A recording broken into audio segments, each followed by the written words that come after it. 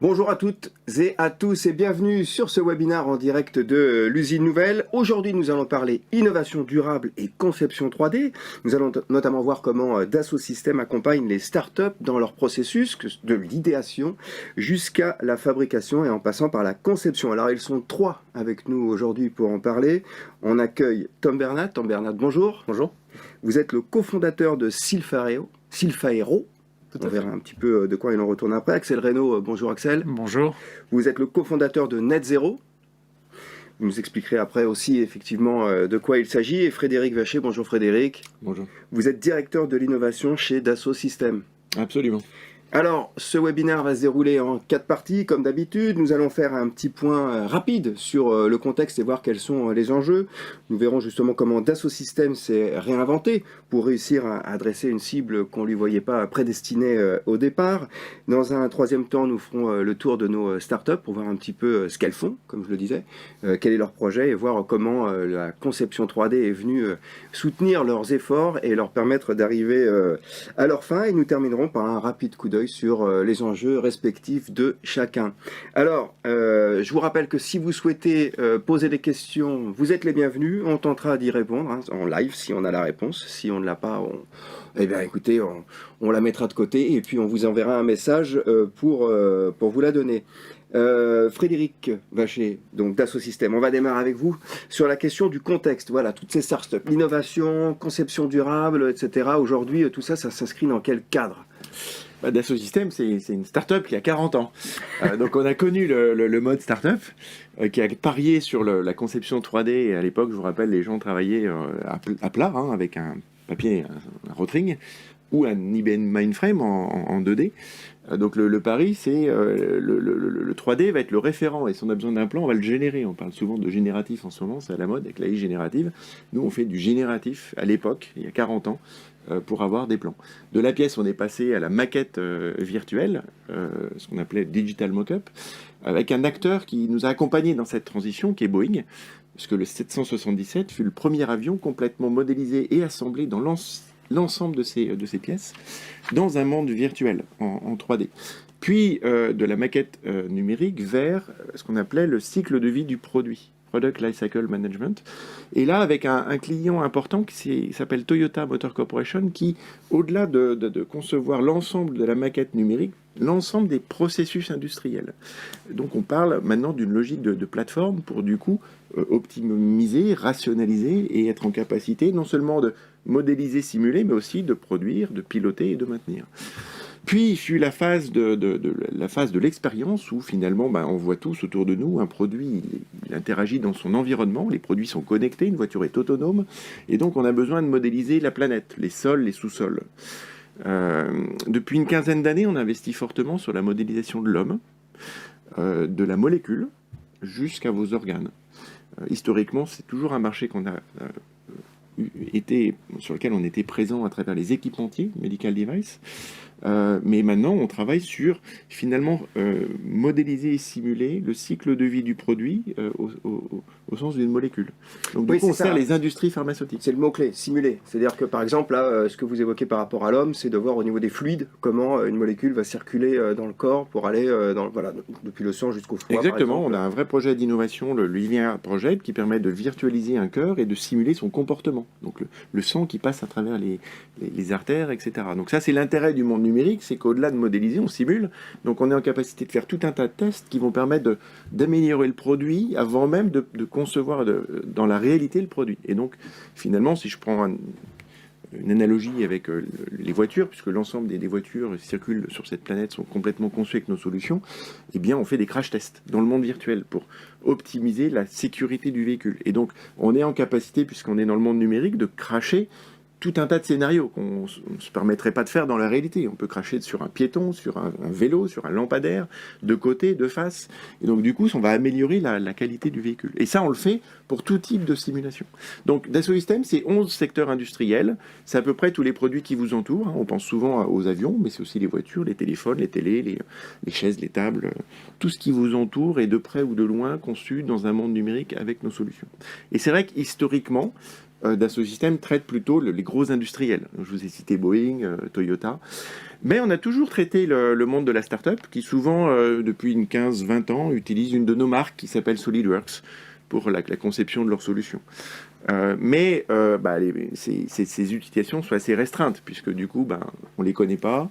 Ils utilisent SolidWorks souvent dès l'école, puisque c'est finalement une de nos marques qui est extrêmement enseignée dans les lycées ou dans les écoles d'ingénieurs. Donc souvent, les jeunes startups démarrent avec cette offre. Mais Dassault Systèmes, c'est 12 marques.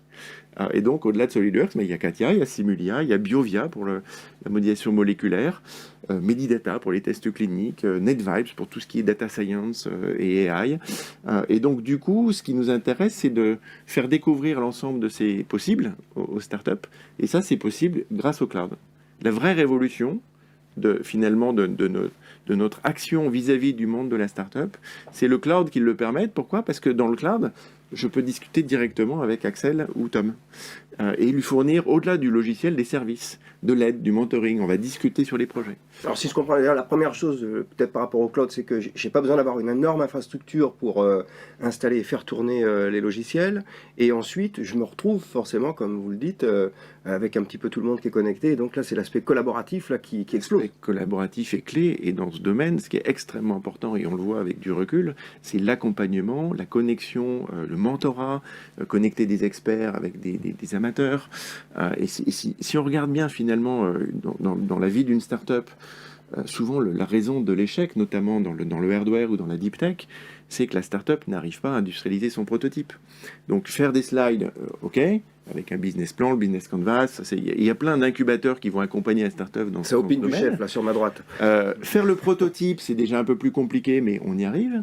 Industrialiser un prototype, c'est-à-dire prendre en compte les contraintes de fabrication, ça devient un peu plus complexe.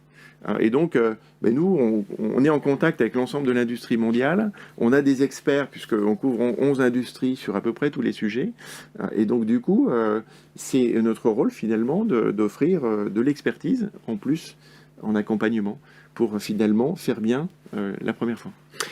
Un autre point sur le collaboratif, alors pardonnez peut-être ma méconnaissance du sujet, mais on sait que dans un processus de fabrication, vous l'avez dit, l'industrialisation, c'est pas juste je fais un croquis et puis après, hop, c'est fabriqué, c'est plusieurs acteurs qui vont intervenir. Est-ce que cette collaboration dont on parle, c'est aussi la possibilité de passer de l'idée du bureau d'études jusqu'à la chaîne de fabrication avec tout le monde qui finalement est connecté sur un point où on voit toujours le même objet quelque part. Ça, c'est effectivement la façon de travailler dans le cloud. On va tous travailler autour d'un modèle virtuel, un jumeau numérique, les différents protagonistes du projet. Donc c'est vrai, dès l'idée, on travaille, et vous pourrez en témoigner, on accompagne les startups dès leur rédaction de l'idée pour en faire le tour ensemble, pour les challenger, leur poser des questions, jusqu'à la session de pitch. Et puis si le pitch se passe bien et qu'ils sont acceptés dans le programme, parce qu'on ne peut pas non plus accompagner tout le monde dans le cadre du 3D Experience Lab, et je reviendrai,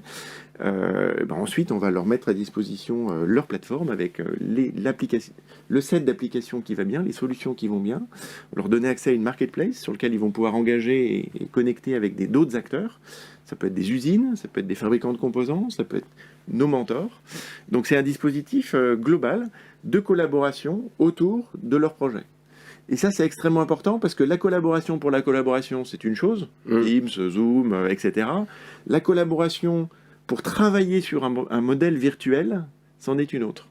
Oui, c'est-à-dire que là, on arrive à la coopération. On arrive à la coopération, exactement. Voilà. On a dépassé un petit peu le stade juste de la mise en relation, effectivement, avec Webcam. On va travailler ensemble. Exactement. Justement, en parlant de ça, on va commencer peut-être avec vous, Axel Reynaud, sur ce qu'on vient d'expliquer, justement, sur cette capacité à utiliser tous ces outils, bénéficier de ces structures, de ces infrastructures, de ces logiciels et puis d'accompagnement. Vous allez nous en parler un petit peu, mais avant, peut-être nous présenter un peu Net Zero, l'activité, la mission, le projet. Faites-nous rêver, Axel. Alors rêver, on va essayer. On va essayer aussi que ce soit concret, pas que du rêve. Et justement, les outils de Dassault Systèmes sont là pour nous faire passer du rêve à la réalité. Nous, on développe une solution pour essayer d'enlever du dioxyde de carbone de l'atmosphère à grande échelle. Alors c'est le moment de la COP, donc c'est un sujet.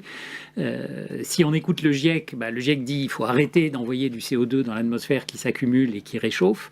Mais même quand on va avoir amélioré les procédés, décarboné, passé les voitures électriques, des pompes à chaleur, etc., il va rester en 2050 une part assez incompressible d'émissions liées à l'agriculture, liées à des process industriels très difficiles à décarboner, liées encore un peu à de l'aviation d'ailleurs. Qu'on ne peut pas nier, c'est ce qu'on ne peut pas nier. Qu'on peut pas nier. Enfin, le GIEC dit on n'arrivera pas à zéro. Et pourtant, chaque fois qu'on va continuer à émettre des gaz à effet de serre, la température augmente. C'est comme une baignoire qu'on remplit. Et donc, il va falloir écoper ou vider la baignoire. Et en fait, les ordres de grandeur sont énormes. Il faut enlever 5 à 10 milliards de tonnes de CO2 par an en 2050 pour stabiliser le climat. 5 à 10 milliards, c'est un peu abstrait, mais on extrait aujourd'hui en pétrole et en gaz combinés 6 milliards de tonnes. On voit tout ce qu'il a fallu déployer pour prendre 6 milliards de tonnes en dessous et les envoyer dans l'atmosphère. Il faut même ordre de grandeur en sens inverse. Alors il y a beaucoup de solutions. Il y a des solutions très simples. On plante des arbres. C'est très bien, mais ça a des limites physiques. Il y a des solutions ultra technologiques. On va filtrer l'air ambiant, en extraire le CO2 et le stocker dans des poches réservoirs. Nous, on essaye modestement avec une solution intermédiaire qui combine la nature et la technologie, en utilisant la photosynthèse pour capter le CO2 et ensuite extraire le carbone contenu dans des résidus agricoles en l'occurrence et le stabiliser sur des périodes de centaines ou milliers d'années pour qu'il ne reparte pas dans l'atmosphère. C'est un produit qui s'appelle le biochar et donc notre solution technique, c'est d'essayer de produire à grande échelle ce produit en utilisant une solution que l'on développe en utilisant les outils de Dassault Systèmes. Donc le biochar, c'est un peu comme du charbon. C'est fait à plus haute température, mais voilà, on chauffe à très haute température des résidus agricoles. Ça ressemble un peu à de la poudre de charbon qui est au fond des sacs de charbon de bois. C'est ce qu'on voit à l'image en ce moment. C'est ce qu'on voit à l'image exactement. Et ça a deux intérêts. Le premier, c'est que ça bloque du carbone sur très longue période. Et donc ça l'emprisonne, c'est ça, hein. Ça l'emprisonne, donc en fait c'est la plante à pousser, capter du CO2. Si on ne faisait rien, la plante se dégraderait, pourrirait, serait brûlée, et donc le carbone retournerait dans l'atmosphère. C'est le cycle qui existait avant que les hommes ne commencent à foutre le bazar. Le cycle naturel. Donc là, le système était à l'équilibre. Et nous, ce qu'on fait, c'est qu'on prend ce carbone, on le stabilise et on le stocke. Alors en l'occurrence dans les sols agricoles, parce qu'en plus ce carbone, il a un intérêt d'améliorer la qualité des sols et ça permet de réduire l'usage des engrais et les besoins en eau et en nutriments en général. Et donc on fait quelque chose d'utile du carbone atmosphérique qu'on enlève. Voilà, donc c'est un peu parce que le problème, c'est pas que c'est un poison. Le problème, c'est juste sa quantité, son pourcentage par rapport à ce dont on a besoin. Mais il y en a trop. C'est l'équilibre, voilà, c'est ça. S'il n'y avait pas de CO2 dans l'atmosphère, ce serait la catastrophe. Ça fait partie de l'air. La planète serait congelée. Donc heureusement qu'il y a du CO2. Mais ce qu'il faut, c'est qu'il n'y en ait pas trop. Parce que sinon, l'effet de serre se renforce et la température monte. Donc là, on est quand même dans une situation assez catastrophique. Enfin, je ne veux pas déprimer tout le monde, mais ce qui ressort de la COP, c'est que les accords de Paris, plus 1,5 degré, on va sans doute pas y arriver. Donc maintenant, on est en train de commencer à se dire que 2 degrés, déjà, ça va être un challenge. Et donc, il faut évidemment investir tout ce qu'on peut pour réduire les émissions, mais en parallèle, il faut commencer à écoper. Enfin, en gros, il faut fermer le robinet qui remplit la baignoire de CO2, mais il faut aussi commencer à écoper.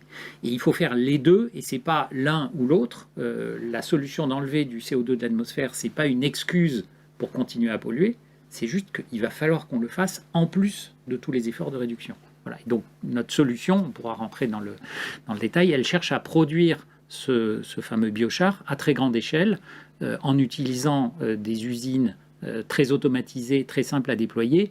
Et la caractéristique, c'est qu'elles sont dans des pays en voie de développement, dans des zones rurales, et donc avec des enjeux techniques de comment je déploie des solutions technologiques et comment je les maintiens et comment je les supervise, essentiellement à distance, puisqu'on ne peut pas avoir 12 ingénieurs derrière chaque usine au fin fond des campagnes du Brésil ou du Cameroun. Bon.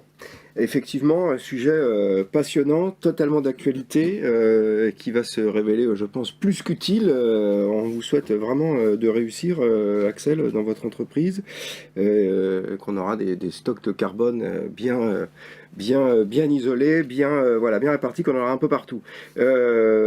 Tom, Bernat, Silfaero, est-ce qu'on peut voir avec vous, du coup, de votre côté, en termes de mission, de projet, d'innovation, vous, ce que vous faites?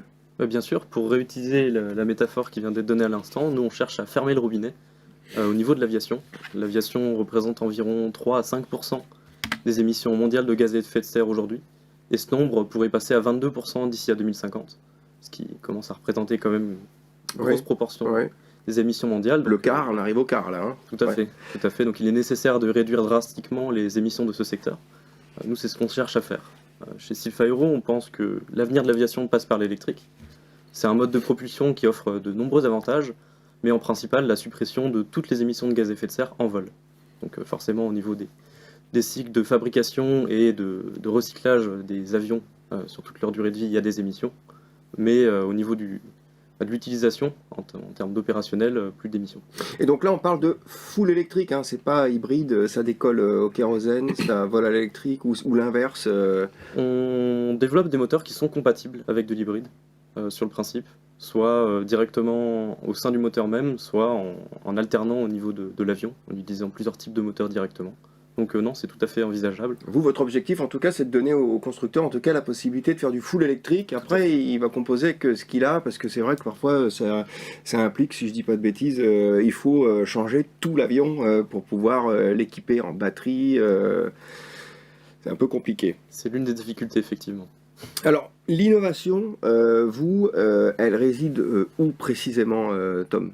Alors, il existe déjà des moteurs dans l'aviation. C'est des moteurs électromagnétiques qu'on trouve par exemple dans les voitures Tesla, sauf que dans le cas d'un avion, on ne met pas en rotation des roues, mais des hélices ou des soufflantes.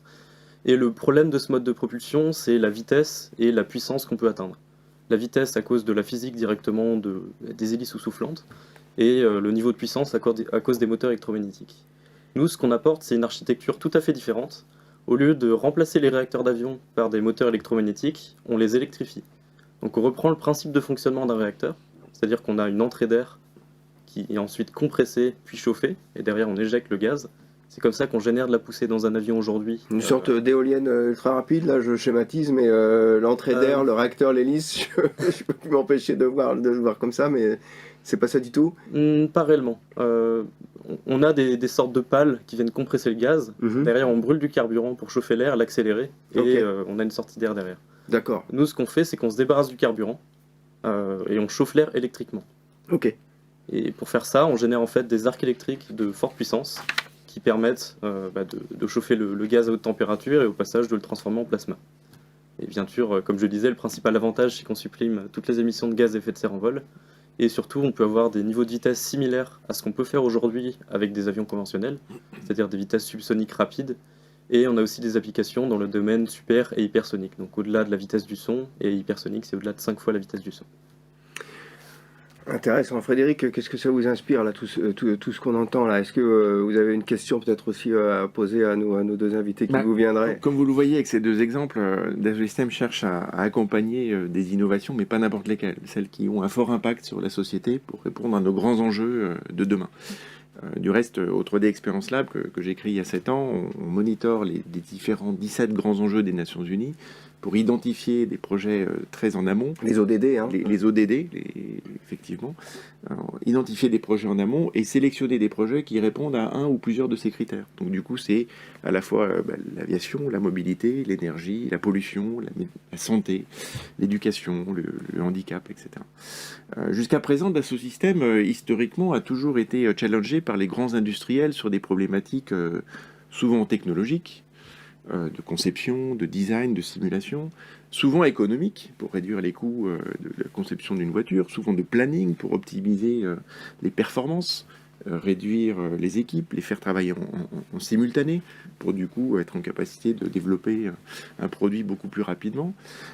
Et donc cette fois-ci, nous, et donc on a toujours répondu à ces challenges avec des solutions logicielles performantes qui sont utilisées. Et ce qu'on cherche à faire, c'est accompagner les grandes transformations des industriels, puisque, on le voit bien, nos ressources sont limitées, la planète a une fin et qu'il va falloir être tous responsables. Et donc, il faut savoir que, globalement parlant, 80% de l'impact d'un produit, quel qu'il soit, est déterminé dans les phases de conception. Donc, si je dois concevoir ce micro avec cette coque en plastique, ce câble, en fonction du type de plastique, du matériau, combien je vais en fabriquer, où je les fabrique, du design du projet, je vais avoir un impact plus ou moins important. Mais c'est pour ça qu'on parle d'éco-conception C'est maintenant. pour ça qu'on parle d'éco-conception, et maintenant on est en capacité sur nos plateformes de fournir des modules qui vous permettent de simuler cet impact et d'être en capacité d'arbitrer en fonction de plusieurs options. Est-ce que celui-là, je vais le faire en ABS ou en PLA, d'un point de vue type de plastique, quel sera l'impact? J'en fais 500 000 exemplaires en Chine, en Allemagne, en France, quel sera l'impact global? Alors, quand vous dites impact, c'est parce que vous prenez en considération ce que vous disiez tout à l'heure, c'est-à-dire le cycle de vie, c'est-à-dire le moment où il va être complet. utilisé, son usage, la dégradation pendant l'usage, et puis son éventuel recyclage ou destruction. Exactement, exactement. Et donc tout ça, ça se fait en amont dans les phases de conception. Donc on a un rôle important à jouer dans le monde virtuel puisqu'on est en capacité de le stimuler pour le réduire. Mais au-delà de ça, au 3D Experience Lab, on va identifier des projets comme ces projets de biochar ou de plasma pour les aider à aller dans une conception suite à leur prototype, les aider à porter cette idée à l'échelle. Et puis ensuite, au-delà de l'aspect technologique de la chose, puisqu'on a un gros rôle dans l'accompagnement technologique, c'est aussi mettre en relation avec les bons acteurs si besoin. Nous, on connaît l'ensemble de l'industrie mondiale à haut niveau partout dans le monde. On est dans 140 pays, donc on est incapable de connecter les talents autour de projets collaboratifs, de renforcer des projets avec tel labo de recherche qui vient de tel pays, et donc fédérer les efforts, parce qu'on est face à tels enjeux, comme Axel l'a mentionné, que personne n'y arrivera tout seul. Ni Dassault Systèmes, ni Boeing, et il va falloir qu'on mette toutes les forces vives autour d'une problématique pour les régler. C'est mon sentiment. Donc, l'aspect collaboratif et inclusif dans la démarche Open Innovation du 3D Experience Lab est fondamental. Toute bonne volonté, qu'elle soit industrielle, recherche académique, est bonne à prendre pour qu'ensemble, on arrive à traiter et à répondre à nos grands enjeux. On rappelle d'ailleurs que la plateforme dont on parle depuis tout à l'heure porte ce nom, vous parlez de 3D Experience Lab, c'est 3D Experience, le nom de la plateforme, voilà, qui concentre un petit peu tous ces outils et que vous avez utilisé tous les deux. Alors Axel, on peut commencer peut-être avec vous, de voir comment est-ce que... alors déjà, qu'est-ce que vous avez conçu, utilisé, ou est-ce que ça vous a permis effectivement de rentrer dans ce processus d'industrialisation là qu'on évoquait tout à l'heure? Alors, nous, on est rentré à une phase où on avait déjà un espèce de premier prototype, on dirait un MVP si on était dans le monde des startups digitales, mais là, c'est du hardware, qui nous avait servi à montrer que, en gros, notre idée pouvait fonctionner. On a... Et c'est important, parce que nous, le rêve dans les slides, on est un peu méfiant, donc on cherche à avoir des vrais projets concrets avec des équipes derrière qui...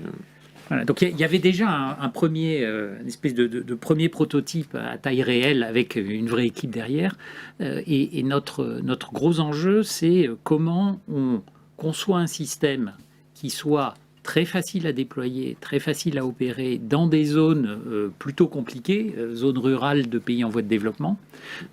Et donc ça impose des contraintes techniques sur vraiment la conception de l'objet. Et ensuite, on a une deuxième problématique qui vient juste derrière, qui est il va falloir les fabriquer en grande série et donc rentrer dans des logiques d'industrialisation pour être capable de déployer les petites usines. Nous, c'est des petites usines automatisées. Le potentiel sur notre modèle en zone tropicale, c'est environ 100 000 usines.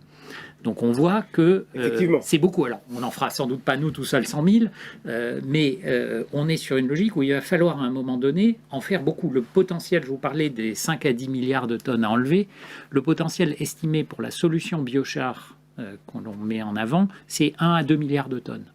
Alors, ça ne résout pas tout le problème, mais c'est très significatif. On va dire une grosse partie. Oui, suivant comment on compte, c'est 10 à 20% du besoin.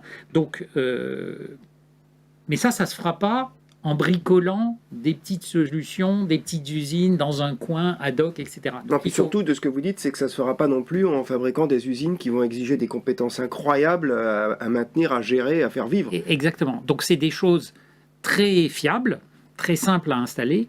C'est des usines très automatisées, c'est des usines connectées sur lesquelles on peut faire du suivi à distance, on peut faire de la maintenance prédictive, on peut intervenir en support de maintenance à distance. Et là, on voit commencer à apparaître toutes les solutions que Frédéric décrivait. Et donc, nous, notre ambition, c'est d'utiliser un peu toute la suite logicielle, c'est-à-dire depuis la conception, ça c'est ce qu'on a fait pour concevoir notre première usine vraiment industrialisée au Brésil. Et puis, derrière va venir la partie industrialisation, et ensuite derrière viendra la partie plutôt support, maintenance, etc. Et on est dans un cas un peu particulier d'une industrie qui sera a priori très délocalisée, dans des zones très peu accessibles, et donc qui imposent des contraintes techniques particulières. On n'est pas sur de la ultra high-tech, enfin, je pense qu'on est un peu les deux extrêmes. Nous, on prend des résidus agricoles, on les pyrolyse, bon, c'est un peu technique, mais ça n'a rien de quand même très super high-tech. Par contre, l'emballage autour doit être en fait paradoxalement très sophistiqué. De temps en temps, je dis, il faut qu'on hybride une Jeep de la Seconde Guerre mondiale, et ultra solide, on sait la réparer avec une clé anglaise, etc., avec l'électronique d'une Tesla dessus. Et c'est que comme ça qu'on arrive à déployer une solution et avoir de l'impact. Bon, je vous trouve un peu dur avec vous sur le côté high-tech, parce que quand même, quand vous dites que c'est délocalisé, on entend quand même derrière, dans ce que vous expliquez, qu'il y a peut-être une centralisation au moins en termes de système d'information pour avoir la possibilité de capter, collecter des données, renvoyer, maintenir à distance, gérer les process d'automatisation, s'adapter peut-être aussi à des conditions climatiques, environnementales, etc. De voir s'il ne faut pas faire des ajustements, hein, c'est le côté à distance. Donc il y a une délocalisation physique, mais une gestion peut-être qui va pouvoir être quand même centralisée à un endroit. Effectivement, enfin, le pilotage et le suivi des unités doit être centralisé. Il y a aussi tout un processus de certification des crédits carbone, puisque une des choses que produit ce système, c'est de la séquestration de carbone. Il y a des entreprises qui certifient en suivant des méthodologies et qui s'appuient sur ce qu'a développé le GIEC. Et donc, à un moment donné, on génère en fait un service, on peut dire, d'enlever du carbone que l'on va vendre à des entreprises qui veulent compenser la part irréductible de leurs émissions. Donc on n'est pas sur du greenwashing, on n'est pas sur du carbone neutral, etc. On est vraiment sur des gens qui sont très sérieux et qui disent quand j'envoie une tonne de CO2 dans l'atmosphère, je vais payer un service, en l'occurrence le nôtre, de quelqu'un qui va l'enlever sur très longue période. Puisque un des problèmes qu'il y a, c'est que la molécule de CO2, c'est une molécule ultra stable. Donc une fois qu'elle est dans l'atmosphère, elle va chauffer, enfin, contribuer à l'effet de serre pendant des milliers d'années. Et donc, si j'envoie une tonne de CO2 parce que mon process fait qu'aujourd'hui je ne suis pas arrivé à le décarboner, ou peut-être que je n'arrive pas à le décarboner du tout, il va falloir que j'enlève du CO2, mais que je l'enlève sur très longue période. Et donc, c'est là où des solutions qui garantissent cette séquestration sont importantes. Et donc, nous, il va falloir qu'on puisse faire certifier que effectivement on enlève ce CO2. Et ça va s'appuyer sur beaucoup de data, sur de la capacité centralisée, pour reprendre votre expression, et des compétences qui vont faire qu'on va être capable de mesurer sur toute la chaîne, notre chaîne de production, combien on émet de CO2 et combien on en enlève, pour en net dire voilà combien on en a enlevé et pouvoir commercialiser ce service-là. Donc là, il y a de nouveau beaucoup d'IT, beaucoup de data, beaucoup de cloud, et puis de l'interface avec des places de marché pour les crédits carbone, des certificateurs, etc. Alors, j'avais pas l'œil sur l'écran tout à l'heure, je ne sais pas si vous avez passé l'image, mais j'aimerais bien qu'on revienne dessus, parce que je l'avais vu passer dans nos échanges, Axel, sur le tableau de bord, là, le tableau de bord Tesla dans la Jeep, là, que vous évoquez. Alors, on peut effectivement, ce qu'on vous présente là, enfin, les images là, c'est notre première usine industrialisée. On n'est pas sur le modèle cible. On pourra peut-être tout à l'heure parler, puisqu'on a commencé à faire la conception du modèle cible. Ça, c'est le modèle actuel. Mais en fait, voilà, c'est un jumeau numérique simplifié de notre installation. Et alors, j'ai mis des petits caches noirs parce qu'il y a un peu de propriété intellectuelle là-dessus, mais on a tout un tas de capteurs qui permettent de monitorer en temps réel. Et donc, c'est une petite animation normalement qui tourne sur l'écran de contrôle. Ça, c'est la moitié de notre usine, puisqu'en fait, il y a deux Oui, c'est vrai réacteurs. qu'on dirait un circuit imprimé comme ça, mais c'est l'usine vue du dessus. C'est hein. l'usine vue du dessus. Donc à gauche, vous avez les silos, puis ensuite il y a un séchoir, puis il y a l'appareil de pyrolyse, et puis on voit, quand ça tourne, on voit il y a une petite animation, et on a tous les capteurs, la pression, la température, les flux, etc. Et c'est ça qui nous permet, un, de contrôler le process, et deux, de générer la data dont on va avoir besoin pour certifier les crédits carbone. Voilà. D'accord. Et donc ça c'est le tableau de contrôle qu'il y a dans l'usine, mais il y a le même tableau de contrôle à distance. Et d'ailleurs, alors je ne ferai pas la démonstration ici, mais de mon téléphone portable, je peux allumer ou éteindre l'usine. Voilà. oui. Et les Brésiliens m'ont fait promettre que je ne l'éteindrai jamais sans les prévenir. Voilà, donc on est sur quelque chose de connecté. Enfin, on utilise, on est connecté par le système Starlink en temps réel. Et donc en fait, ce truc qui est vu de loin, des déchets agricoles, on fait du charbon. En fait, c'est beaucoup plus compliqué et ça passe Mais c'est clair qu'il y a notamment une par certaine- de la plateforme pour pouvoir l'amener à l'échelle. Parce qu'en faire une usine, il n'y a pas besoin de tout ça. Oui, c'est ça. L'enjeu, c'est de réussir à et la démultiplier. complexité, c'est de démultiplier, c'est de piloter le jumeau numérique finalement de ces différentes usines dans un cloud souverain, sécurisé, qui peut scaler. Hein. Donc finalement, donc souvent les startups n'y pensent pas au départ. Parce qu'elles sont sur un prototype et donc, mais il faut dès le départ penser au futur pour que vous travailliez sur des infrastructures qui soient capables de vous emmener là où vous voulez aller. Et c'est du coup l'intérêt de notre relation. Et c'est, je dois dire, pour nous, c'est alors une chance d'être dans le programme de Dassault Systèmes. C'est un argument très fort quand on parle à des partenaires, à des investisseurs, de dire, regardez, nous, on conçoit dès maintenant la solution qui aura la vocation de passer à l'échelle. Et on la conçoit sur des outils qui vont pouvoir nous accompagner. Et donc, quand on dit on est très sérieux sur l'industrialisation, c'est un peu une preuve tangible. C'est pas juste, non mais vous inquiétez pas, on va industrialiser tout ça. C'est l'infrastructure de base, elle est déjà posée. Et ça, c'est très important, même quand on est tout petit, même quand on n'a qu'une usine, parce que, en fait, ce qui est intéressant dans l'histoire, c'est la suite de l'histoire, mais il faut la préparer aujourd'hui. Et c'est extrêmement intéressant de le partager parce que effectivement, ça demande un effort supplémentaire à un moment où vous êtes petit. Donc ça, c'est indéniable. Mais si vous ne faites pas cet effort-là, et ben souvent vous n'arrivez pas à passer la phase après le prototypage. Et donc il y a un taux d'échec dans le monde de la start-up, notamment hardware, qui est phénoménal. Parce que très souvent, on n'arrive pas à passer cette étape d'industrialisation parce qu'on n'est pas parti sur les bonnes bases. Oui, et puis ce qu'on disait tout à l'heure, c'est sur la question de la simulation. Là, on a la possibilité, effectivement, pour vérifier la capacité à industrialiser, de tester les fonctionnements, de voir ce qui marche pas, en situation réelle. Merci beaucoup, Axel, en tout cas, de nous avoir donné toutes ces précisions. C'est très clair. Je le répète, mais on vous souhaite vraiment de réussir à nous récupérer toutes ces molécules. Là, on en a besoin. Enfin, voilà, on en a pas besoin, justement. Faut nous les stocker. Tom, vous aussi, de votre côté, quand même, vous allez nous rendre un grand service. Est-ce que vous pouvez nous expliquer, du coup, un petit peu en détail comment vous avez conçu tout ça? Comment on a conçu tout ça? C'est une bonne question. Actuellement, on travaille justement sur un petit prototype de réacteur dont vous pouvez voir le système de chauffage par plasma à l'écran, qui n'est pas forcément optimisé pour des conditions de vol pour l'instant. C'est un prototype qui a destination à servir de banc d'essai pour des expérimentations, notamment pour obtenir des données importantes pour les prochains modèles qui, eux, voleront. Et ce que vous pouvez voir à l'écran, c'est une modélisation qui a été réalisée sur CATIA, de notre assemblage, et toute notre conception a été réalisée en fait sur CATIA. D'accord. Initialement, avant de rejoindre le 3D Experience Lab, ça devait être fin 2022, on travaillait sur SolidWorks, et on est passé à CATIA dès le... On aime bien les deux, hein, mais... Ouais. Du coup, d'expérience, CATIA est quand même beaucoup plus poussé. On peut faire des assemblages et des pièces et des modélisations plus complexes de manière optimisée. Je dirais que le gros avantage de CATIA qu'on a eu sur ça, c'est la multiplicité de méthodes qui existent pour les modélisations. On peut faire du volumique, on peut faire du surfacique, on peut faire des assemblages assez complexes en paramétrique, avec des squelettes, tout un tas de choses. Et on a justement été accompagné par les équipes du lab, parce qu'on n'était pas formé à ces outils-là, pour ces choses-là, par des experts métiers en fait sur la partie CATIA, qui nous ont permis d'avoir ce genre de modélisation. Donc vous pouvez voir quelques vues qui défilent à l'écran. C'est ce que vous disiez Frédéric, hein, c'est avec le 3D Experience Lab, il y a des outils, il y a des solutions, mais il y a aussi une expertise et l'accompagnement, ça passe par on vous met les outils à disposition, mais on vous accompagne. Exactement, les outils font pas tout. L'homme est extrêmement important. On parle beaucoup d'IA et nous, on est dans l'IA, mais aussi dans l'intelligence humaine.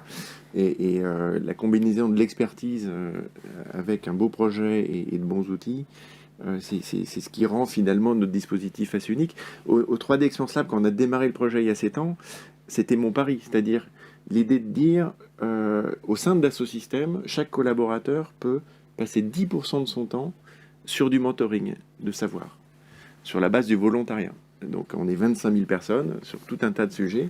Donc l'idée, c'est pas de créer des équipes qui vont faire de l'innovation sur un sujet, mais c'est de prendre en fonction des besoins, les talents là où ils sont, les connecter avec les besoins. Et ça, grâce à une plateforme cloud, on peut le faire en mode agile dans des communautés. Et finalement, très rapidement et à moindre coût, parce qu'on ne s'agit pas de faire voyager un gars qui est à San Diego spécialisé des sciences des matériaux pour venir aider Tom près de Bordeaux, on va le faire à distance et on va travailler ensemble. Donc cette capacité de connecter des savoirs, des savoir-faire et des projets, c'est l'unicité de ce projet de 3D Experience Lab qu'on est en train de déployer à l'échelle sur tout un tas de startups qui cherchent à identifier et à résoudre des vrais problèmes. On va parler finalement de plateforme coopérative, hein, si ça continue comme ça. Tom, on revient peut-être sur une image juste pour comprendre pour moi et ceux qui nous regardent. Une pièce comme ça, quand elle est fabriquée, enfin en tout cas quand elle est conçue ou designée, j'imagine qu'elle a tous les paramètres qu'il faut pour qu'elle soit après fabriquée, qu'elle soit usinée.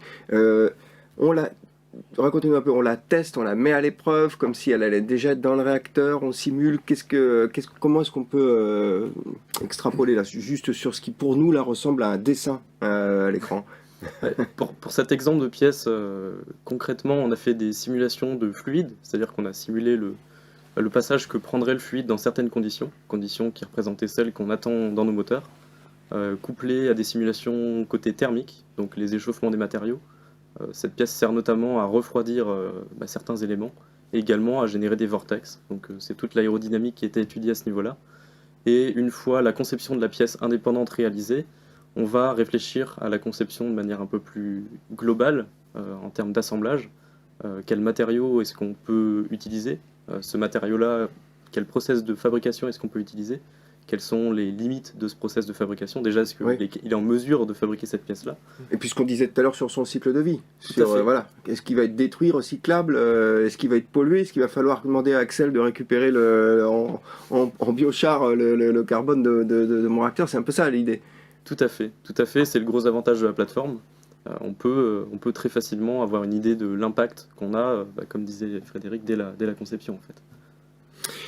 D'accord. Et la simulation est un point important parce que une start-up, en règle générale, maîtrise la conception, mais maîtrise peu la simulation.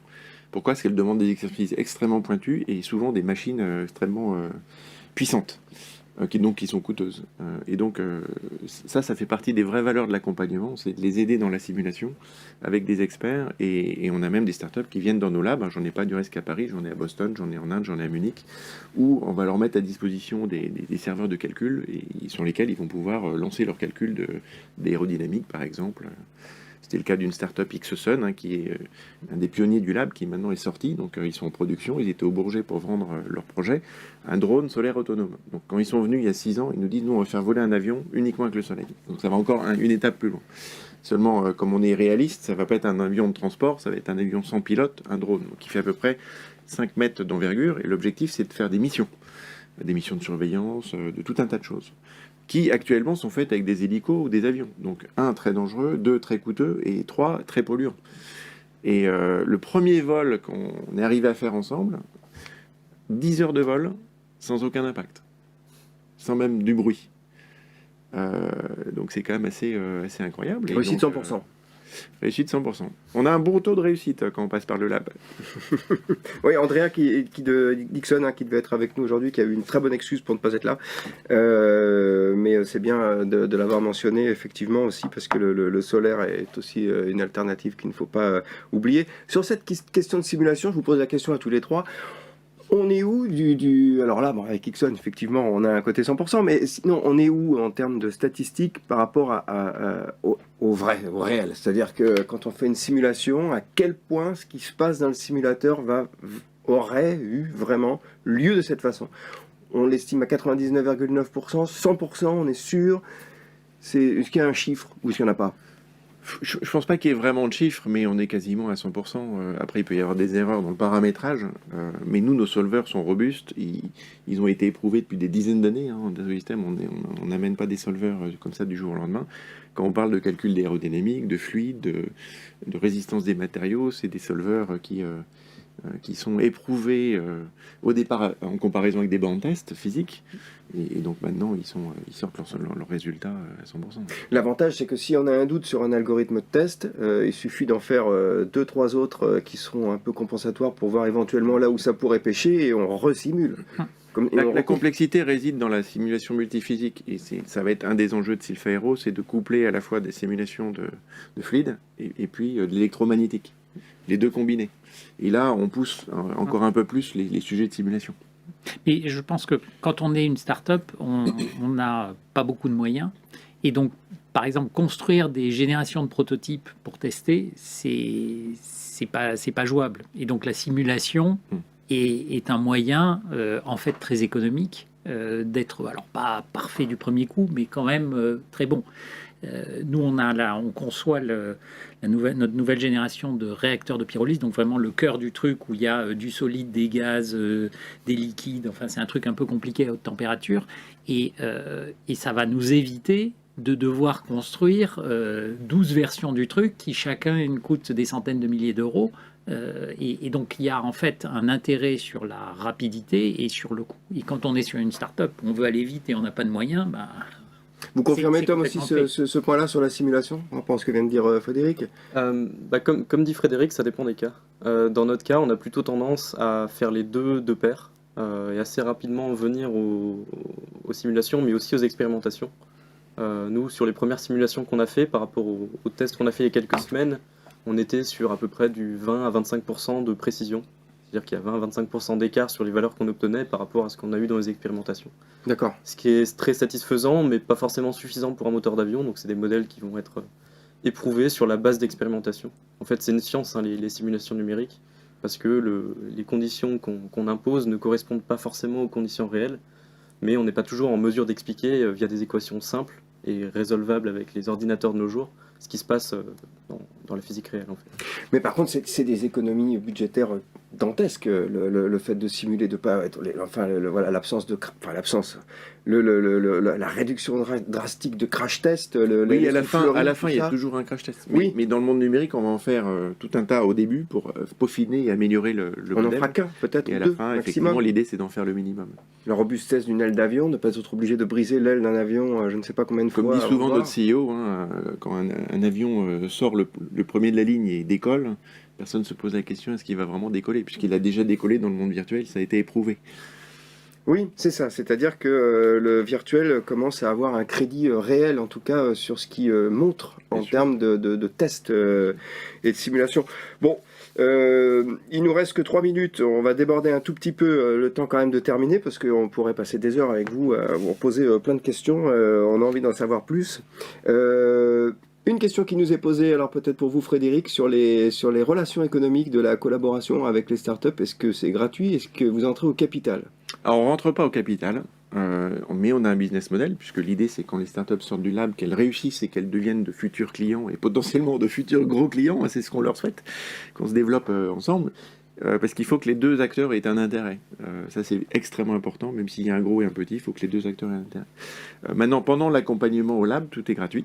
L'accès aux solutions, l'accès au mentorat, du marketing, l'invitation sur des salons. S'ils souhaitent aller rencontrer des clients dans un pays où on est présent, on va les aider. On les aide sur vraiment le succès de leur entreprise. Ça va vraiment au-delà, et c'est finalement ce que les startups attendent. Elles ne cherchent pas à avoir un logiciel pour faire de la CRO, elles cherchent à concevoir bien leur proto. Elles cherchent à bien l'industrialiser, elles cherchent à le certifier, à le mettre sur le marché. C'est ça l'enjeu. À la fin, elles veulent que ça marche. Elles veulent tout simplement. Donc c'est là où. Mais le lab est un programme assez élitiste, hein, comme je vous le rappelle. on cherche des startups en innovation de rupture qui ont un fort impact. Donc il n'y en a quand même pas énormément, on a 2 représentants sur ce plateau. Maintenant, pour toutes les startups, puisqu'il y a des milliers, des dizaines de milliers de startups qui cherchent et qui utilisent nos solutions, on a des programmes en ligne où il y a juste à s'enregistrer et on accède au logiciel avec une première partie qui est gratuite et puis ensuite c'est très abordable. On a même des offres pour les makers. Donc si vous êtes un bricoleur entre guillemets du dimanche et vous voulez accéder à nos solutions, maintenant c'est possible. C'est vrai qu'il y a 10 ans, il fallait acheter Katia, une machine, etc. Se former, c'était compliqué. Maintenant on a des offres en ligne, 100% web, ou qui marchent sur votre iPad, qui valent moins cher qu'un forfait de téléphone, avec lesquels vous allez concevoir votre pièce et vous allez la fabriquer dans un Fab Lab. Une pièce pour réparer une machine par exemple. On a de plus en plus d'individus qui vont dans cette démarche pour combattre l'obsolescence programmée, pour réparer, parce qu'ils sont bricoleurs ou passionnés. Et donc non seulement ils accèdent à nos solutions pour la conception, mais ils accèdent à des communautés de passionnés qui sont 100% gratuites, sur laquelle ils vont connecter avec d'autres passionnés comme eux, sur une thématique. Donc on accompagne des thématiques en particulier pour justement lancer finalement ces communautés. On a une communauté sur la reconstruction du robot de Star Wars, des 2R2, sur les machines de Léonard de Vinci qui a explosé. Du reste, ça a amené une collaboration avec le prochain film de Jim Capobianco, Léo, qui sort sur tous les écrans le 31 janvier, sur un dessin animé sur la vie de Léonard de Vinci. Il avait besoin des machines pour comprendre et pour que ses équipes puissent comprendre comment ces machines fonctionnent pour réaliser le film. Jim, c'est celui qui a fait Ratatouille et tous les grands films de Disney Pixar. C'est un projet sur l'horlogerie. On a rencontré des anciens de l'horlogerie. Ce sont des personnes âgées qui ont le savoir, des maîtres horlogers, et ce savoir est en train de disparaître. Donc le sujet, c'est de garder ce patrimoine dans un modèle virtuel. Et donc le faire à travers des communautés de passionnés qui vont reconstruire à base de plans les mouvements horlogers pour pouvoir les stocker dans un espace virtuel et avoir les jumeaux virtuels de ces objets à jamais. Donc il y a tout un tas de sujets passionnants où on ne verrait pas d'assosystème en fait, puisque dans l'imaginaire des gens, c'est l'aéronautique, c'est des produits très chers. Mais au final, on se rend compte que tout le monde peut être dans notre communauté, dans notre écosystème. C'est le côté conception, effectivement. Alors moi, j'ai une vitre de toit ouvrant que je ne trouve pas pour ma voiture. J'irai voir sur la plateforme si quelqu'un est allé l'immortaliser dedans, on ne sait jamais. En tout cas, ce que je note par rapport à l'investissement d'Assosystème, c'est qu'il y a un côté aussi répondre à l'urgence des enjeux, là, parce que... vous disiez tout à l'heure, on ne fait pas de la collaboration pour de la collaboration. Là, on ne fait plus d'innovation pour faire de l'innovation. On n'est pas dans le gadget. Exactement. Voilà. Ce qui nous intéresse, c'est l'innovation qui apporte vraiment des solutions. C'est d'aller au bout des choses. C'est pas juste de faire des slides. C'est de vous accompagner à mettre le produit sur le marché et que ça fonctionne. On sera satisfait quand on sera arrivé là. Pourquoi ? Parce qu'ensuite, on veut inspirer le monde. C'est bien de faire réussir une start-up. Je reprends l'exemple d'Ixosun. C'est encore mieux d'inspirer une filière. Oui, s'ils sont arrivés à le faire avec leurs petits moyens, on pourrait changer notre façon de voir le monde. Ça peut créer des vocations. Et effectivement, pour reprendre ce que vous disiez tout à l'heure, c'est vous aider à réussir, parce que vous avez besoin de réussir en tant qu'industriel, mais nous, en tant qu'habitants de la planète, on a besoin que vous réussissiez aussi tout autant. Mais donc, on remercie Dassosystème de vous accompagner, ce que je ne pourrais pas faire moi-même. Alors, on arrive à la fin cette fois-ci. C'est la tradition. On regarde un petit peu vers l'avenir, même si on a déjà fait, on en a beaucoup parlé, mais de voir un petit peu quelles sont les prochaines étapes pour chacun d'entre vous. Peut-être Tom Bernat, Silfer et vous, c'est quoi la prochaine étape, même si vous avez déjà un peu de pain sur la planche? Il y a du pain sur la planche, ça c'est clair. En ce moment, on est en pleine phase d'essai du prototype, donc quelques pièces vous ont été présentées juste avant. Comme je disais, un prototype qui a destination à faire des essais au sol pour avoir des données pour modèles prédictifs pour des plus gros moteurs. Et on est en plein cadrage de projet pour la conception d'un réacteur pour drone de 5 à 10 MW de puissance qui aura pour but d'ici à 2026 de battre le record du monde de vitesse pour un aéronef tout électrique qui est actuellement à 623 km/h. On compte à peu près le doubler. D'accord. Carrément. Faut être ambitieux, c'est bien. Il faut. Et justement, dans le cadre de ce programme-là, on est en train de préparer une levée de fonds d'environ 3 à 5 millions d'euros pour mi-2024. Très bien. Eh bien, écoutez, bonne chance, Tom. Bonne continuation. Axel, vous, qu'est-ce qu'il y a dans la jumelle ? Alors nous, dans la jumelle, il y a à la fin de l'année prochaine avoir notre système qui soit dans une version containerisée, préassemblée, pour commencer à avoir quelque chose qu'on peut déployer à grande échelle. Il y a un gros enjeu de simplification de la construction des usines et ensuite de leur mise en service. Il y a un gros enjeu de coût aussi. On va réduire environ par 2 la surface au sol de nos usines. On avait une petite image, je ne sais pas si on peut la montrer, avant-après, entre ce qui est une usine aujourd'hui et... on peut la retrouver. Je ne sais pas si je peux je sais pas comment je fais pour la retrouver. Bon.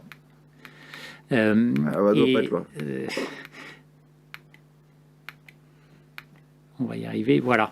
À droite, vous avez la version actuelle, donc il y a plein de tuyaux, plein d'équipements dans tous les sens. Tout ça, c'est soudé, installé, vissé, boulonné sur place.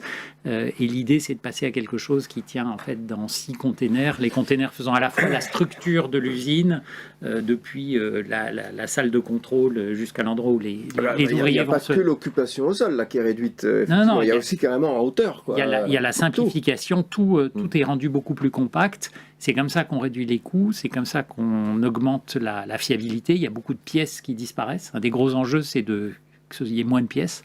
Ça va réduire les coûts, augmenter la fiabilité. Et donc voilà, nous, dans les 12 mois qui viennent, c'est de faire la conception de la partie à gauche, détaillée, et puis ensuite de commencer à la fabriquer, d'abord en petite série et puis en grande série.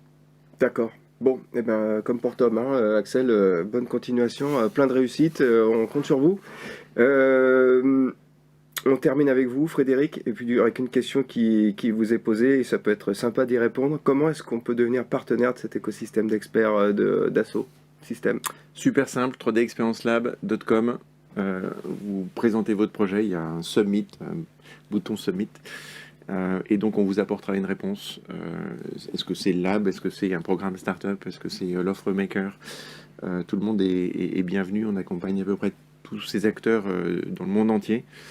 Vous recevez beaucoup de demandes, le casting est compliqué. On en reçoit beaucoup, donc mes équipes ont beaucoup de travail pour regarder l'ensemble des dossiers, les qualifier, travailler avec nos autres organisations pour systématiquement apporter la réponse qui nous semble la plus appropriée.